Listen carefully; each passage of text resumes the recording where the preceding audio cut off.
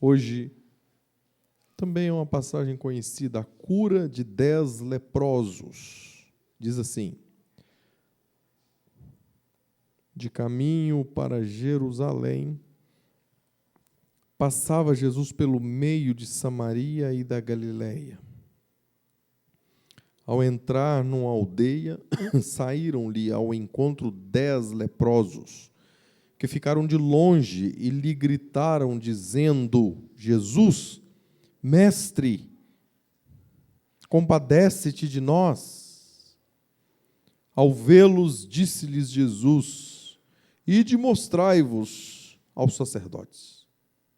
Aconteceu que, indo eles, foram purificados. Um dos 10, vendo que fora curado, voltou dando glória a Deus em alta voz e prostrou-se com o rosto em terra aos pés de Jesus, agradecendo-lhe. E este era samaritano.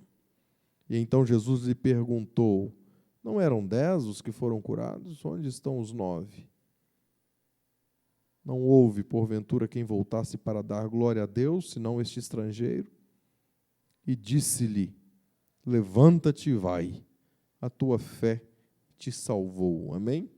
Saíram-lhe ao encontro, enquanto Jesus, de caminho para Jerusalém, passava pelo meio de Samaria e da Galileia, certamente na fronteira da Galileia com Samaria. A Bíblia diz que saíram-lhe ao encontro 10 leprosos.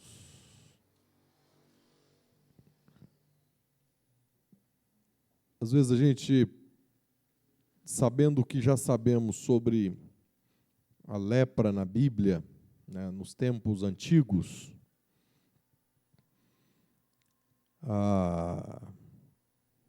além da doença, além até mesmo da mutilação que a doença provoca nas pessoas, feridas constantes, o isolamento, a solidão, as pessoas eram retiradas das suas casas, das cidades e viviam em colônias.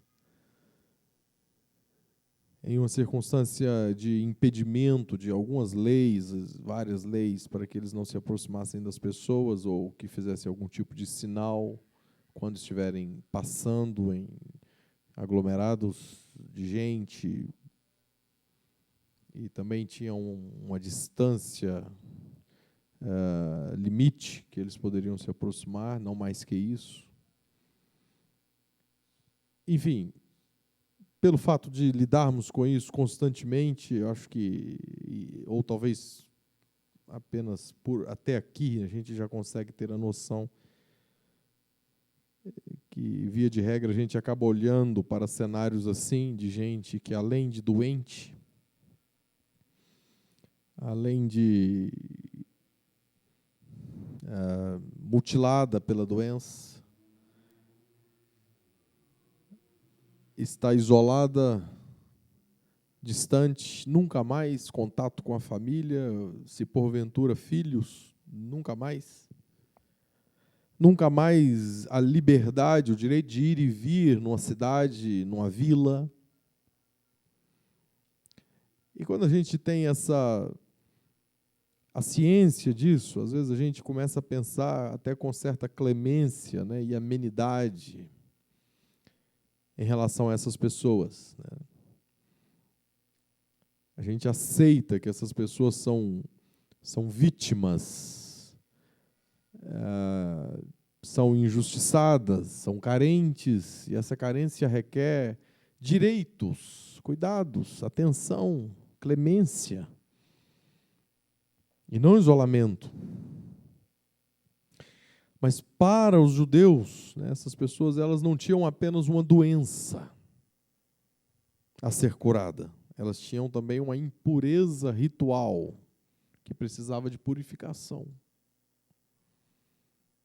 Portanto, se temos o conceito de que se trata de pessoas que não estão apenas doentes, mas que também estão amaldiçoadas, por isso são impuras, ou foram tornadas impuras, elas, na consciência, no contexto, né, daqueles que estão ao redor, elas não são apenas vítimas. Elas sofrem, mas elas não são vítimas. Essa era a consciência deles, dos judeus. Era assim que eles viam essas pessoas. É claro que a teologia cristã discorda disso. Estou dizendo, eu estou tentando criar um cenário, porque assim e só assim a gente consegue entender melhor o texto. Nós não estamos falando de pessoas com hanseníase no século 21.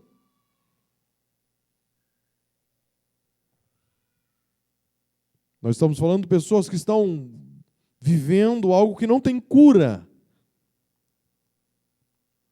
E, consequentemente, não tem, entre aspas, perdão, porque é uma maldição sem cura. Era assim que eles eram vistos.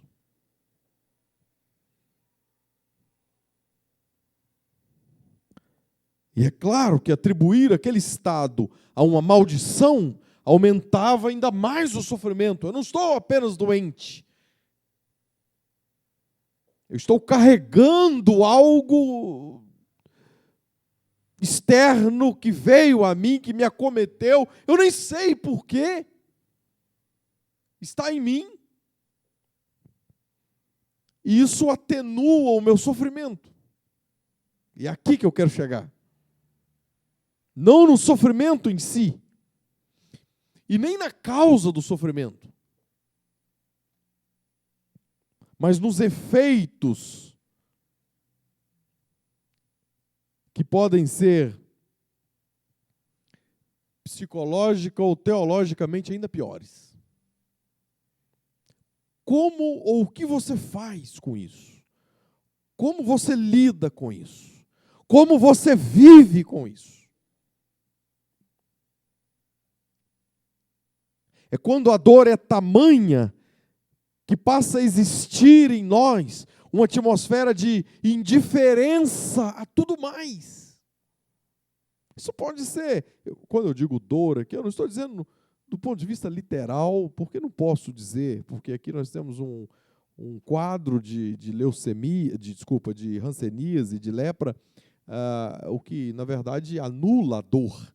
Né? Eles não têm dores, eles têm uma anulação da dor dos nervos principais do corpo humano, ou de todos eles, e eles não passam por dor. Mas quando eu digo dor, é num âmbito subjetivo, é dor, sofrimento, aflição. Né?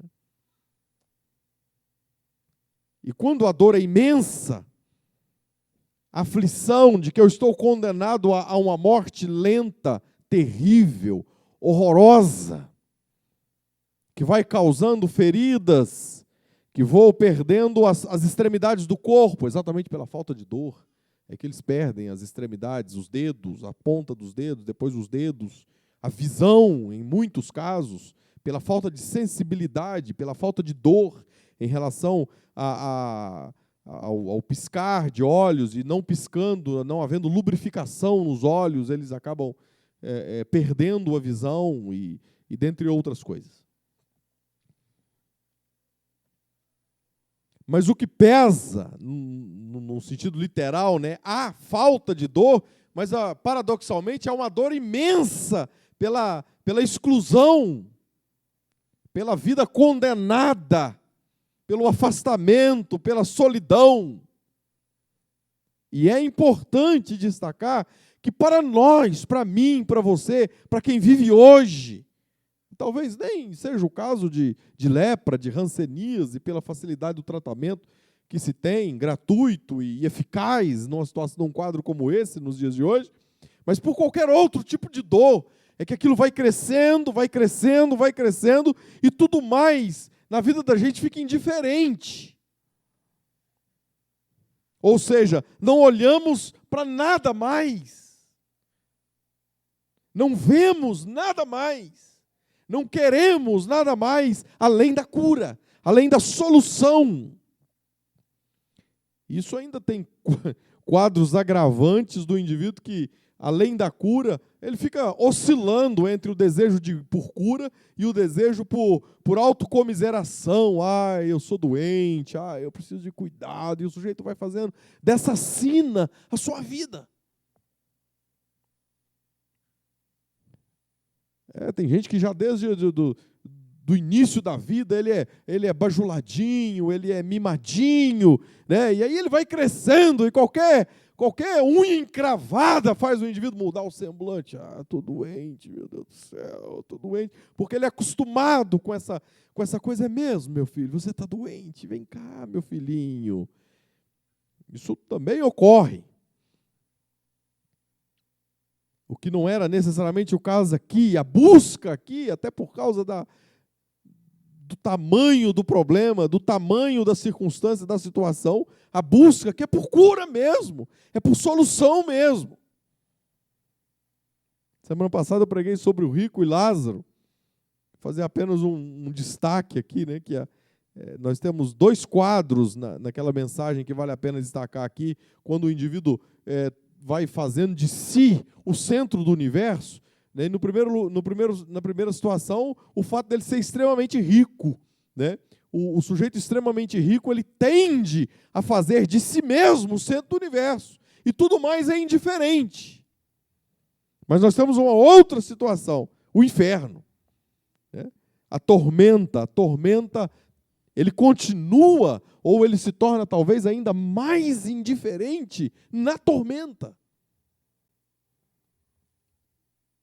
Pela parábola, né, ele vê o pai Abraão, ele não está nem aí para Lázaro, que está nos braços do pai Abraão. Ele não está nem aí para Lázaro, ele está aí para si. Por favor, estou em tormenta aqui, me ajuda, manda. Olha aí a indiferença. Manda aliviarem a minha tormenta, a minha aflição, ainda que seja com a ponta dos dedos tocando na minha língua. Ou seja, mesmo no inferno, o sujeito ele não vê nada mais além de si, além da solução para si. Ele é indiferente a tudo mais. Isso nos faz entender e perceber ali que até o pai Abraão era um coadjuvante. Embora ele se refira a ele se dirija a ele, né? Manda que façam alguma coisa em meu favor ou em favor dos meus, da minha casa. Mas ele usa o pai Abraão como meio para a solução da sua situação. Enquanto o rico na terra, ele não ligava para nada mais. Enquanto no inferno, pobre em agonia, ele não liga para nada mais a não ser a sua própria agonia.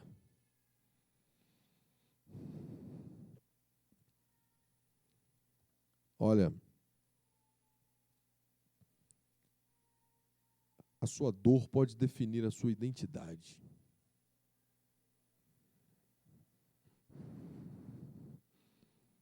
Eles disseram a Jesus no versículo 13, tem compaixão de nós. Sabe o que é isso? As análises originais dessa frase, dessa sentença, não era necessariamente, e também na tradução não tem nenhum pedido de cura aí diretamente. É um pedido, na verdade, é uma súplica, um pedido de oração. Por favor, nós suplicamos, interceda por nós. É o que eles dizem a Jesus. A gente lida com pessoas que se definem pelo problema, não? Sim. Às vezes a gente não repara, mas sim.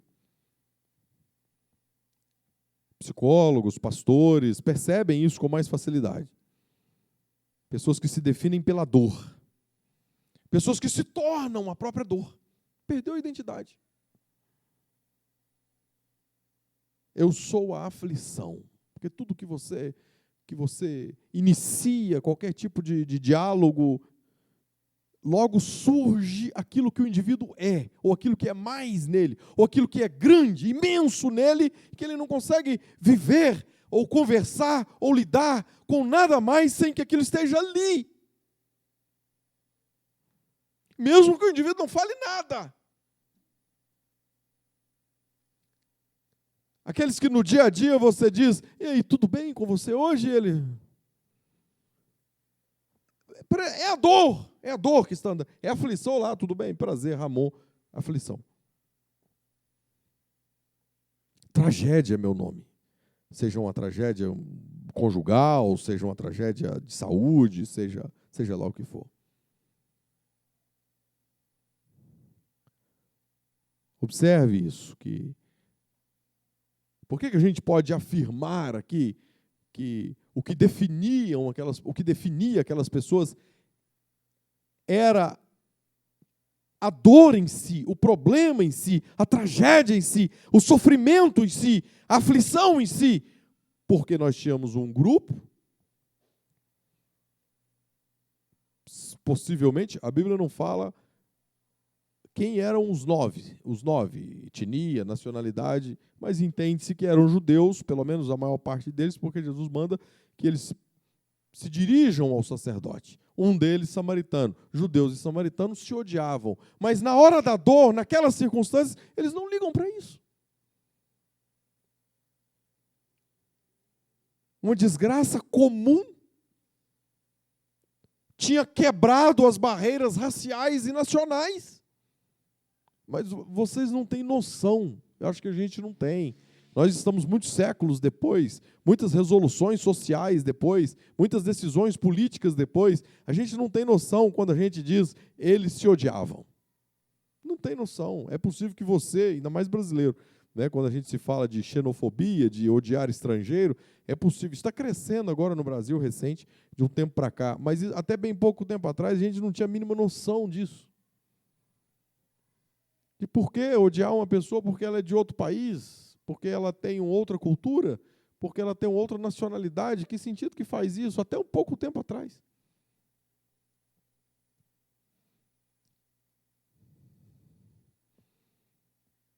A gente não conhece, às vezes, esse contexto. Mas aqui eles estão juntos. Eles não ligavam para o fato de que eram judeus e samaritanos. Eles se tornam um só, um grupo, com a mesma necessidade, com a mesma carência. É quando a necessidade rouba a identidade. E assim só a solução interessa. Tudo acaba sendo um meio para um único fim. Eu quero sair disso, eu quero sair disso, eu preciso sair disso, eu tenho que sair disso, eu quero sair disso.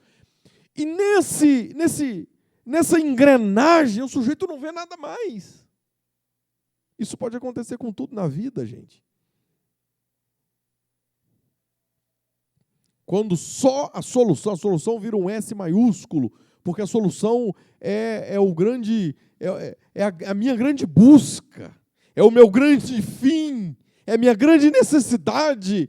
E como eu só penso, só quero, só falo, só busco isso o tempo todo, a minha necessidade ou a solução que eu preciso é a minha identidade. Não, a vida não pode ser assim. Nós até cantamos em circunstâncias diversas aqui, de que os nossos problemas não são maiores que Deus. E os nossos problemas não são a nossa identidade. Aliás, esse é um péssimo caminho para a cura, é imaginar que tudo o que há e tudo o que é em mim é o meu problema, é a minha dor, é a minha necessidade. É o meu desejo, é o meu alvo, é a minha meta. E depois da sua cura ser a sua identidade, a sua cura pode ser o seu único destino. Eu só quero isso. E assim no versículo 14, ao vê-los, disse Jesus. No versículo 13 diz que eles ficaram de longe, cumprindo a lei, uma certa distância, se eu não me engano, algo em torno de 50 metros. Ao vê-los, disse-lhes Jesus, ide mostrai-vos aos sacerdotes. Não, ainda não curou. Jesus diz, vocês podem ir mostrar ao sacerdote. Ele não fala, não especifica se o samaritano deve ir para o Monte Gerizim, se os judeus devem ir para o templo. Não, podem ir. Eles tinham todo um protocolo, uma religião, um ritual diferente. Mas eles estavam juntos. Eles viviam juntos. Eles tinham se esquecido das rixas, das divergências políticas, sociais, nacionalistas.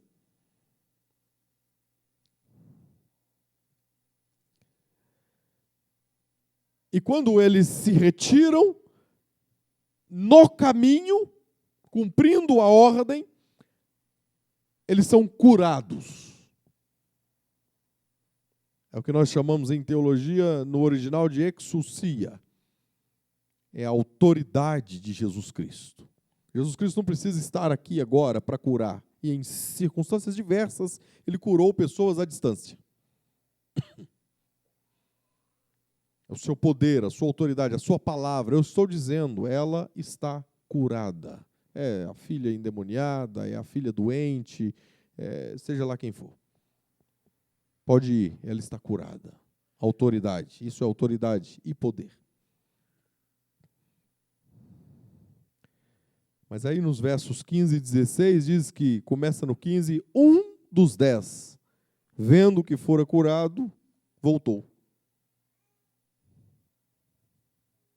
dando glória a Deus em alta voz. Apenas um. Por quê? É aqui que nós temos a evidência do que eu estou falando. Porque os outros estavam fixados apenas neles mesmos, na necessidade. Estou nem aí, eu consegui o que eu queria e pronto, o que vale é o que eu queria. O meu Deus, o meu ídolo é o que eu queria. Era o que eu buscava, era a minha meta. Não, eles não foram apenas ingratos. Aliás, eles foram ingratos, mas porque eles eram egoístas.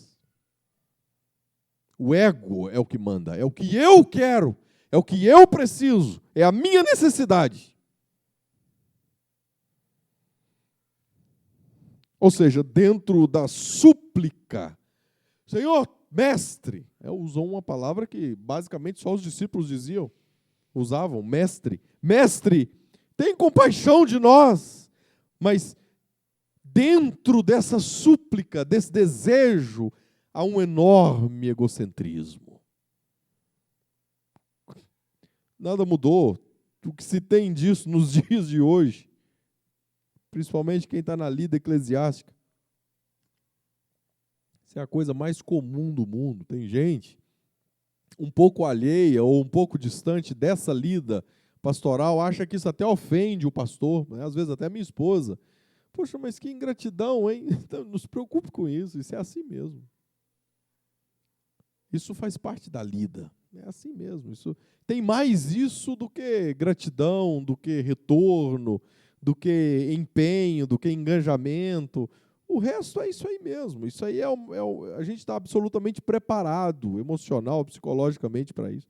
E espiritualmente para isso também. Ou seja, o sujeito chegou tão bem, né? Chegou tão apresentado ou apresentável, tão humilde. Chegou tão disposto, tão se lançando à disposição. A gente já põe na conta que aquilo ali pode ser só um investimento desse indivíduo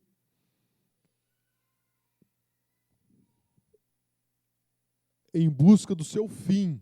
E ele está só usando a gente como meio. E, aliás, isso não está só no ministério pastoral também, não. Muitas vezes está dentro de casa, inclusive com filhos ou coisa assim.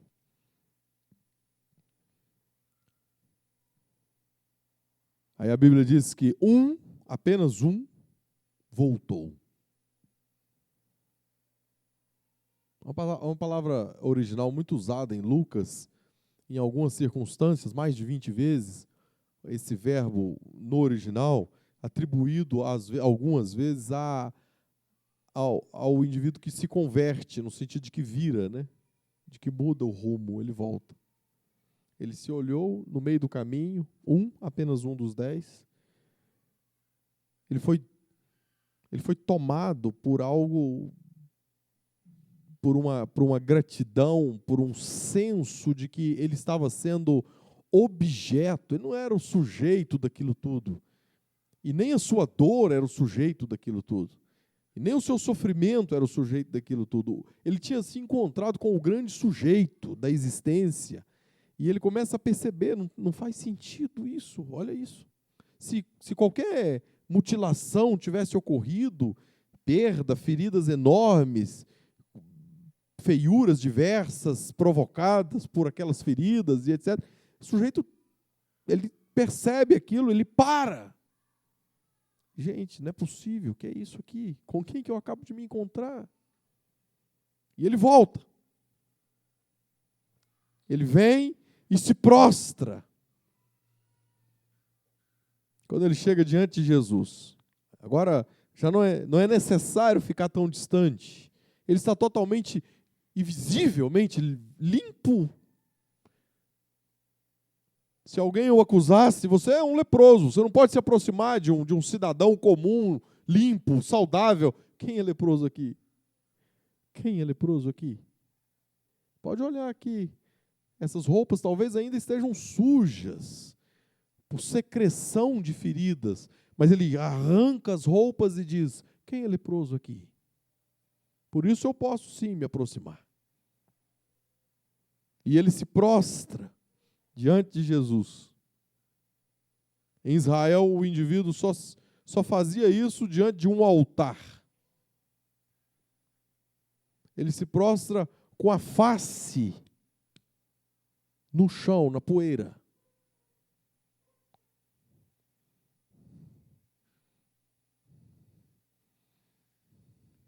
Ou diante de um rei, o que não é o caso aqui.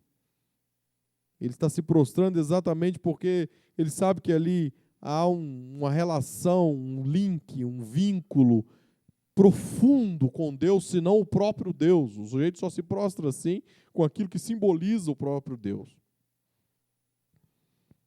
Ou, já que se trata de um homem, esse é o próprio Deus. Nunca ele faria isso para um ser humano comum. Eu estou dizendo Israel como ele é samaritano, mas nem nas circunvizinhanças. Aliás, os samaritanos tinham toda uma base de compreensão da fé de Deus a partir do conceito judaico mesmo, porque eles eram meio mestiços e tinham judaísmo no sangue e na religião também. Ele está dizendo, prostrado, ele está dizendo, tu és Deus. Indiretamente ele está dizendo também, tu és o Deus que atende. O Deus da misericórdia. Isso é uma grande lição para todos nós. Nós precisamos voltar. Converter, às vezes constantemente, às vezes quem nunca se converteu a Cristo, precisa fazer isso urgentemente. E mesmo os convertidos, às vezes, precisam redefinirem a rota. Para onde você está indo? Ninguém é melhor para perguntar isso do que para você, do que você mesmo. Para onde eu estou indo? Olha o que eu estou fazendo de mim, olha o que eu estou fazendo até dessa religião toda que eu acabei me envolvendo. E quando eu digo religião aqui, eu digo exatamente num sentido pejorativo mesmo, porque às vezes tudo aquilo que deveria ser fé, relação verdadeira, profunda com Deus, com o Espírito Santo, só se torna religião, só se torna sistema, só se torna pacote religioso, só se torna tentativa de domesticar Deus e coisa assim, coisa pior. Não, nós precisamos voltar. Por quê? Porque nós precisamos de Deus. Quem também fica pensando, eu vou ser feliz no dia que eu tiver isso, ou no dia que eu for curado, ou no dia que eu resolver esse imbróglio, esse conflito, essa situação interna que eu carrego comigo há décadas. Não. Você precisa de Deus. Porque nós tivemos aqui um milagre que atingiu 10 pessoas.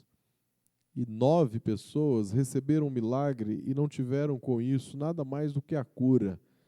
E se você pensa que a cura é tudo, então a gente podia trazê-los aqui domingo que vem para eles darem um testemunho. Cadê eles? A cura se foi. Eles morreram um dia. E disso eles não estão curados.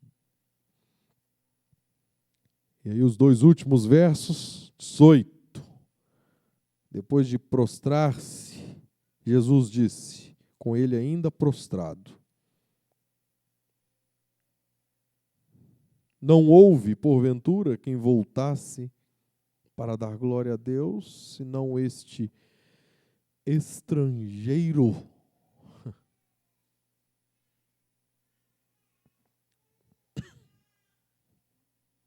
A palavra estrangeiro é a palavra alógenes. Aqui, com a declinação do substantivo no original, alogenês, que significa estrangeiro, mas não é só estrangeiro. Eu vou rapidamente gastar um tempinho aqui com essa palavra, porque não é só uma palavra comum. Aquilo havia toda uma situação, uma relação, um contexto. Em português a gente até tem, assim, pode fazer um trocadilho com estrangeiro e estranho, né? São coisas diferentes, embora as palavras sejam bem parecidas e tenham a mesma raiz, né? Estrangeiro, estranho. Você é um estrangeiro ou estrangeira? Você se sente uma estranha também num lugar? Essa sensação pode ocorrer, mas são coisas diferentes. Alógenes era um marcador verbal de fronteira para os judeus. Era uma senha, uma palavra pejorativa, uma referência de rua, como porco, como incircunciso, circuncisão, alguma coisa assim, uma palavra forte que contém algumas coisas que dividem, né? Por exemplo, Alógenes dividia judeus e gentios, dividia puros e impuros, pureza e impureza.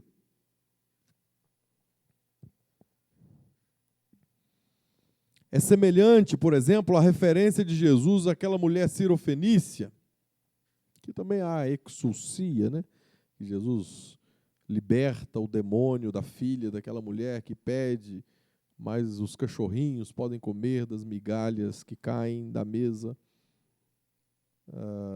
do Senhor, do seu Senhor. Cachorrinho era uma palavra assim, um marcador verbal, uma referência de rua, uma palavra pejorativa, muito usada para definir um monte de coisas. Às vezes nem sempre as palavras, os marcadores eram de rua, quer dizer, pejorativo, como sábado, por exemplo. É uma palavra que dentro dela contém um monte de coisas.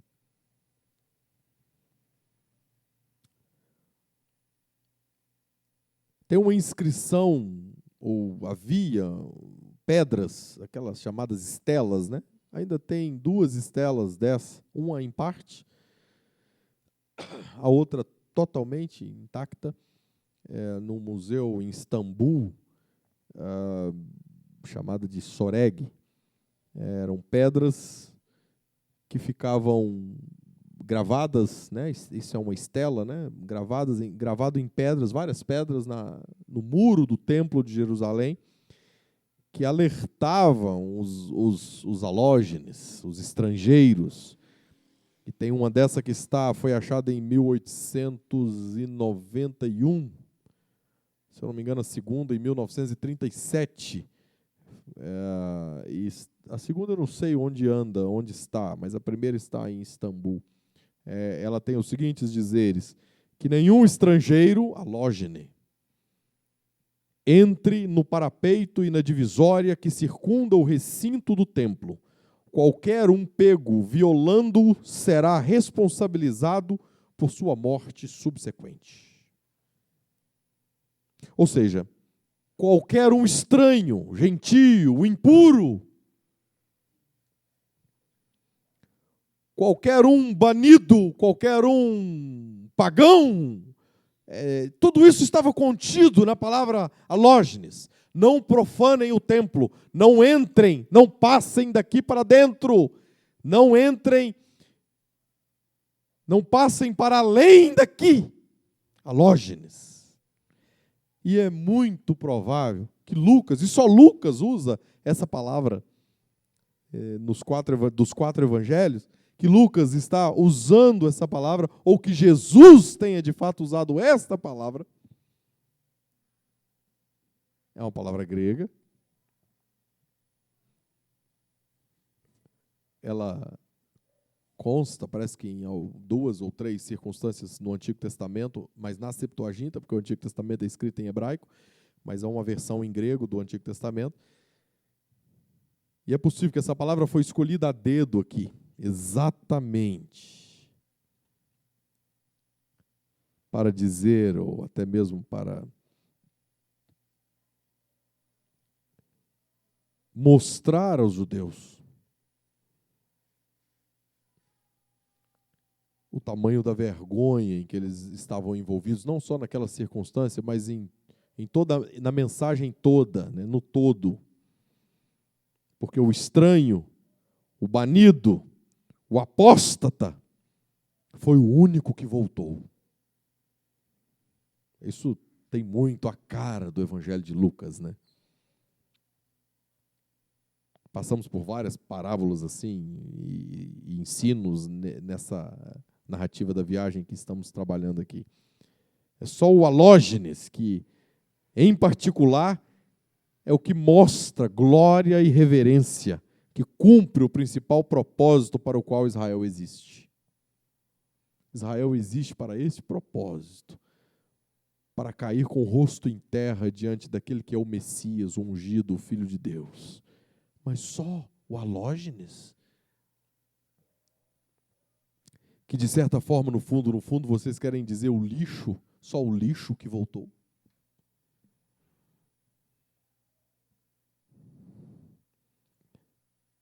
Isso é o Evangelho, não só de Lucas, né? Mateus já havia antecipado: dos tais é o reino de Deus, dos alógenes.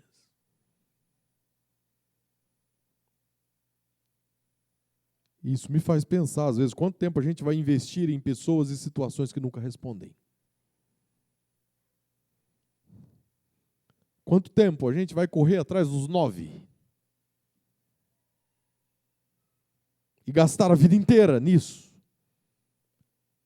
Porque os alógenes são os alógenes são os estranhos, os alógenes são os impuros, são os Deus me livre nesse povo. Em último lugar, Jesus diz no versículo 19, disse-lhe: levanta-te e vai, a tua fé te salvou.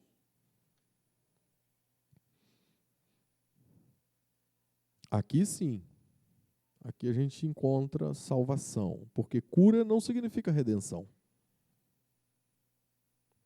Estado de aflição não anula a nossa condição de perdido. A gente pode ter dó, comiseração, piedade, clemência. Mas isso para Deus, porque sofreu muito, coitado, foi para o céu. Quem disse?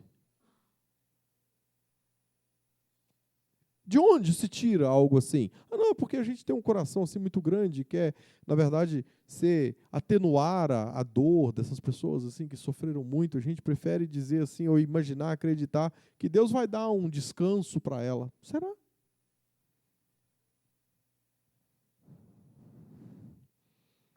Aflição não anula a condição de perdido.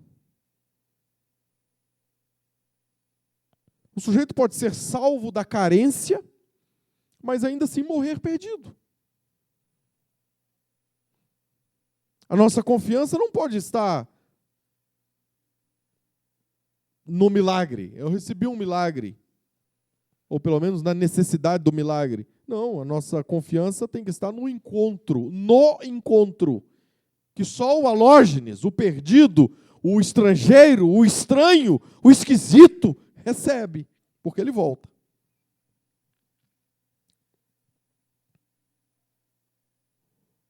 O leproso estrangeiro voltou. Não se esqueça de uma coisa. Ele saiu ao encontro de Jesus, o único, pela segunda vez.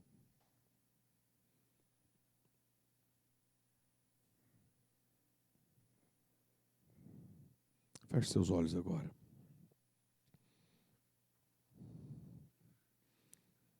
Vamos pensar assim. Eu te faço um convite para que você busque isso na solidão ou na solitude.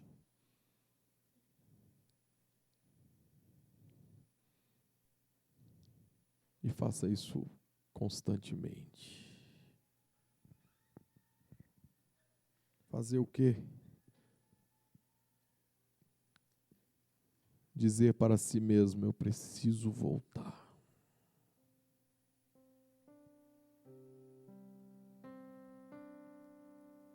Pai, eu estou aqui hoje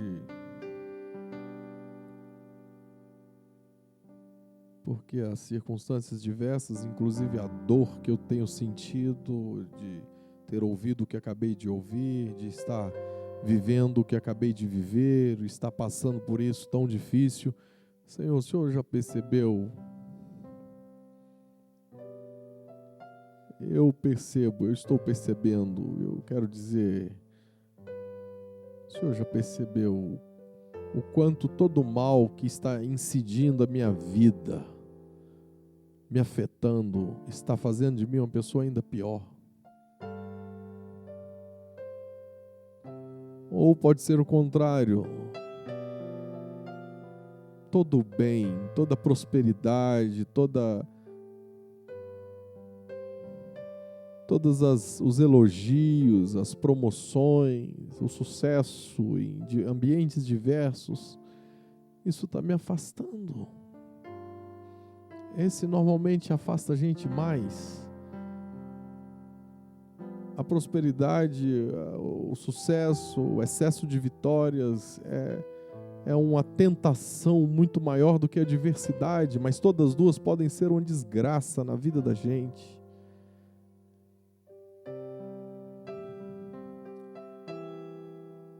Para todas as duas, às vezes a única ação requerida é: eu preciso voltar. Não faz sentido eu caminhar sozinho, eu estou me desviando, eu achei que eu estava com Deus, eu estou me desviando devagarzinho. Olha onde eu estou indo, ainda que só no pensamento, devagar, eu vou entendendo, meu filho vai entendendo, meu marido, minha esposa vai entendendo, meus amigos vão entendendo. Eu estou me tornando uma pessoa um pouco pior. Eu estou me tornando uma pessoa um pouco mais egoísta. Eu estou perdendo a minha identidade, da simplicidade que tive, da humildade que talvez um dia eu tive. Eu estou perdendo isso. Seja pela dor, seja pela prosperidade, ou seja pelas conquistas.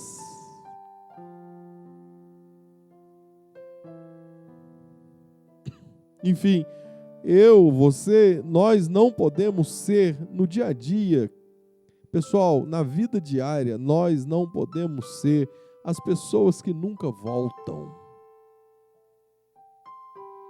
Os que nunca voltam, porque os que nunca voltam são os que nunca têm um grande encontro. Isso é um voltar na alma, porque talvez você pode dizer assim: eu nunca saí daqui, eu nunca saí da crença, da religião, da igreja. Eu voltar para onde? Dentro de você.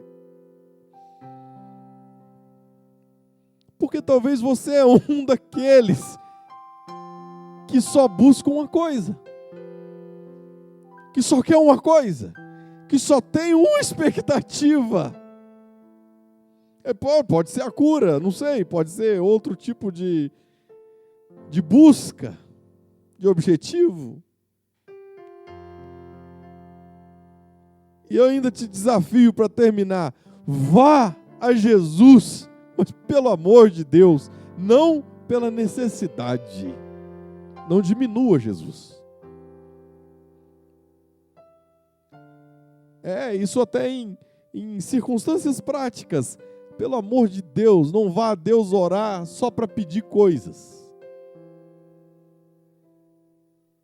Não faça disso a sua oração, a sua devoção, a sua piedade, porque isso não é oração, isso não é devoção, isso não é piedade nenhuma. Vá a Jesus pelo maior de todos os encontros, ainda que diários. Você pode ter um grande, enorme, excelso, sublime encontro todo dia. Inclusive aqui agora. E você pode dizer no seu coração, só assim, para você mesmo, no seu silêncio, eu estou voltando, Senhor. Eu sei onde estás, eu te deixei em algum lugar, mas eu sei, você está lá. Eu estou voltando. É só assim e aqui que tem vida, gente. Vida e salvação. Às vezes você já é salvo em Cristo Jesus, mas você sabe, às vezes você precisa ser salvo de si mesmo hoje. Salvo dos seus equívocos, das suas dores, dos seus desarranjos, dos seus desvios, das suas loucuras internas, dos seus sonhos equivocados, dos seus tombos. Salvo de se estar perdido na vida, sem saber o que realmente é, o que realmente você quer, qual deve ser o caminho verdadeiro, o caminho real, para onde Jesus está indo. Eu quero ir atrás, Jesus está indo para a cruz. Então eu vou, porque Ele me salvou, o grande encontro me fez me tornar um grande discípulo. Salvo e discípulo.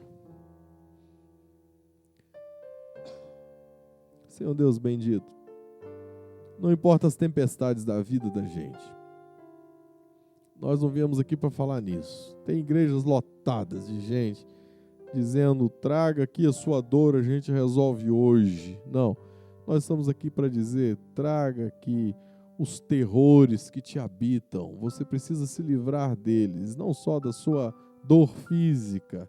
Nós oramos a Deus para que as pessoas que estão em dores, em sofrimento, para que elas tenham alívio, para que elas tenham conforto, mas isso não é a razão última do ministério, da igreja, e nem pode ser a de cada indivíduo que aqui está. Que o Senhor seja o desejo da nossa alma. Que o Senhor seja aquele que a gente quer se encontrar, quer de verdade, quer imensamente. Porque as tempestades passam, elas são sazonais, existem dias, semanas, meses inteiros sem uma gota de água sequer cair. Na vida da gente é assim, existem estações inteiras de sol, as tempestades passam, as dores passam, o sofrimento passa, e mesmo a doença incurável e crônica, ela vai passar. Mas o que a gente não pode deixar passar é este encontro, porque só esse encontro que fará de nós pessoas eternas, com vida eterna. Com vida abundante aqui, agora, e com vida eterna para todo sempre. É no nome de Jesus que nós oramos e que o Senhor, o seu Santo Espírito, toque nesses corações. No nome de Jesus. Amém.